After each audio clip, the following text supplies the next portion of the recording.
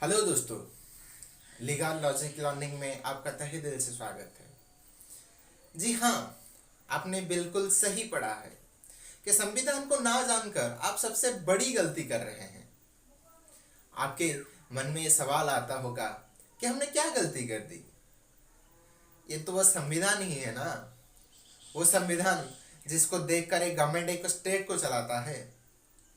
उसमें जो सारे रूल्स है उसको फॉलो करके एक गवर्नमेंट एक स्टेट को सही तरीके से चलाता है। जी हाँ, आपने बिल्कुल सही सुना है या सही पढ़ा है। लेकिन उसके साथ साथ और भी बहुत सी चीज़ें हैं जो आपको जानना बेहद ज़रूरी है, जो आपके रोज़मर्रा के ज़िंदगी में बेहद काम आ सकता है और जिसको जानकर आप अपनी ज़िंदगी को अच्छी तरह से चला सकते हैं और एक अच्छी ज़िंदगी और एक खुशहाल ज़िंदगी जी सकते हैं। जी हाँ, मैं बिल्कुल सही कह रहा हूँ। जैसे एक बेटे का उसके पिताजी के प्रॉपर्टी के ऊपर हक होता है, ठीक उसी तरह भारत के हर एक नागरिक के ऊपर संविधान का हक बनता है। उसका पूरा हक है संविधान के ऊपर, और वो संविधान ही हर नागरिक के लिए ही बनाया गया है, उसकी वेलफेयर के लिए ही बनाया गया है। क्योंकि आप खुद समझिए, एक गवर्नमेंट बनता है किस लिए बनता है? हमारे लिए ही बनता है। गवर्नमेंट बनता है, हमको रूल करता है, हमारी सर्विस के लिए बनता है। गवर्नमेंट सर्वेंट्स आते हैं, क्यों आते हैं? हमें ही सर्व करने के लिए। मैं आपको कुछ बताना चाहता हूं कि मेरे इस चैनल का खोलने का मकसद क्या है। मैं आपको कॉन्स्टिट्यूशन, आईपीसी, सीआरपीसी और एविडेंस, इन चारों सब्जेक्ट के ऊपर लेक्चर प्रोवाइड करूंगा। कॉन्स्टिट्यूशन वो सब्जेक्ट है, आप जो कोई भी कॉम्पिटिटिव एग्जाम दे दो, हर का एक कॉम्पिटिटिव एग्जाम में कॉन्स्टिट्यूशन आना तय है। और रही बात आईपीसी और सीआरपीसी की, आप अगर लॉ फील्ड में हो, आप चाहे एलएलबी कर रहे हो या बीएलएलबी कर रहे हो, तो फिर आप जो कोई भी पोस्ट के लिए अप्लाई करोगे या जो कोई भी कॉम्पिटिटिव के लिए अप्लाई करोगे, आईपीसी और सीआरपीसी ये दोनों सब्जेक्ट कंपलसरी है, आपको देना पड़ेगा कंपलसरी इसको। और बाकी जो सब्जेक्ट है वो ऑप्शनल होते हैं, लेकिन ये दो सब्जेक्ट कंपलसरी होते हैं। तो फिर ये दो सब्जेक्ट आपको जानना जरूरी है। और बाद में आता है एविडेंस। आपने बहुत बार फिल्मों में देखा होगा और कहाँ पे सुना होगा कि सारे गवाहों को और सबूतों को मद्देनजर रखते हुए इस आरोपी को ये सजा सुनाई जाती है।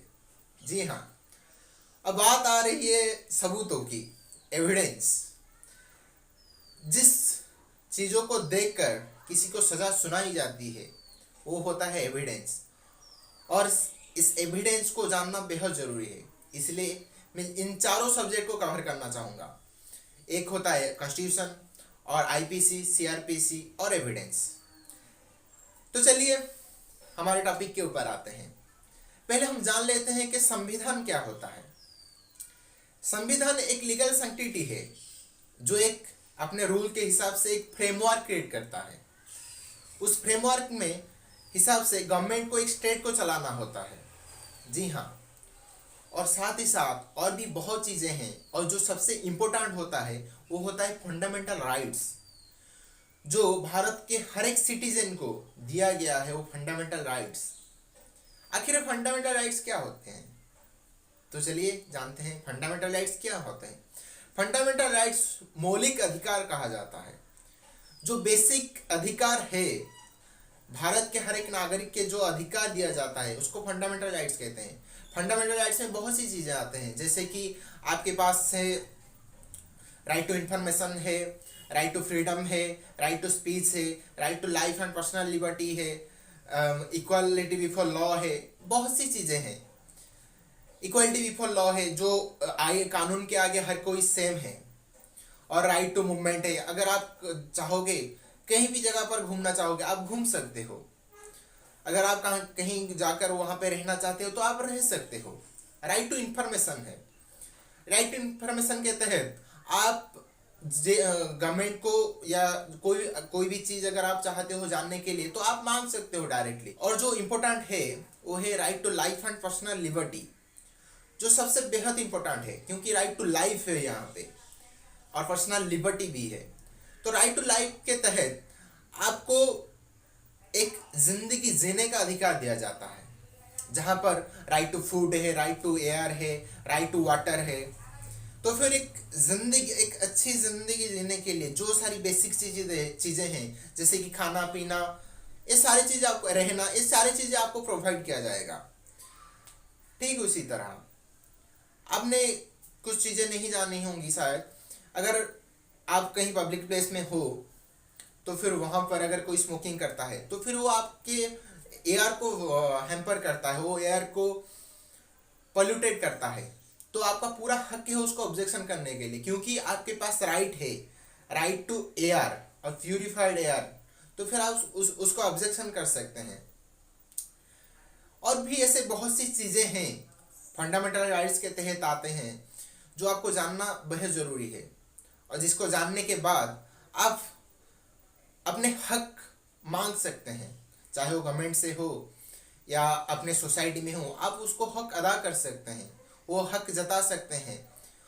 और आमतौर पर अगर देखा जाएगा तो फिर ज़्यादातर लोग गवर्नमेंट सर्वेंट से डरते हैं, जैसे कि चाहे वो पुलिस हो या कलेक्टर हो या चाहे गवर्नमेंट को कोई भी अथॉरिटी हो, लोग ज़्यादा डरते हैं क्योंकि वो उनसे कम्युनिकेट नहीं कर पाते हैं अच्छे से। क्योंकि इसलिए नहीं कर पाते हैं क्योंकि उनको संविधान के बारे में नहीं पता कि संविधान में क्या रूल्स है। क्योंकि जितने भी सारे गवर्नमेंट सर्वेंट्स हैं वो आपके सर्विस के लिए हैं, वो आपको सर्विस प्रोवाइड करने के लिए हैं, तो फिर उनसे डरने की क्या ज़रूरत है। तो फिर मैं आपको मदद करूंगा, जितने भी सारे चीज़ें हैं लॉ के कानून के तहत, जो भी सारे चीज़ें हैं मैं आपको पूरी जानकारी दूंगा, और बहुत सी आसान तरीके से पूरी एग्जाम्पल के साथ। और लॉ स्टूडेंट के लिए केस लॉ के साथ और पूरी एग्जाम्पल दूंगा, जिसके साथ साथ आप चाहे कोई भी सेमेस्टर एग्जाम हो या चाहे कॉम्पिटिटिव एग्जाम हो, आप आसानी से दे सकते हैं। और अगर आप चैनल पर नए आए हैं तो फिर चैनल को सब्सक्राइब जरूर करिएगा और बेल आइकन को दबा दीजिएगा, जिससे कि आपको मेरे वीडियो आने के साथ साथ आपको जानकारी मिल जाएगी और आप मेरे साथ जुड़ पाएंगे।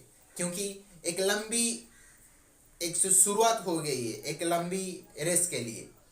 तो फिर चलते हैं, शुक्रिया।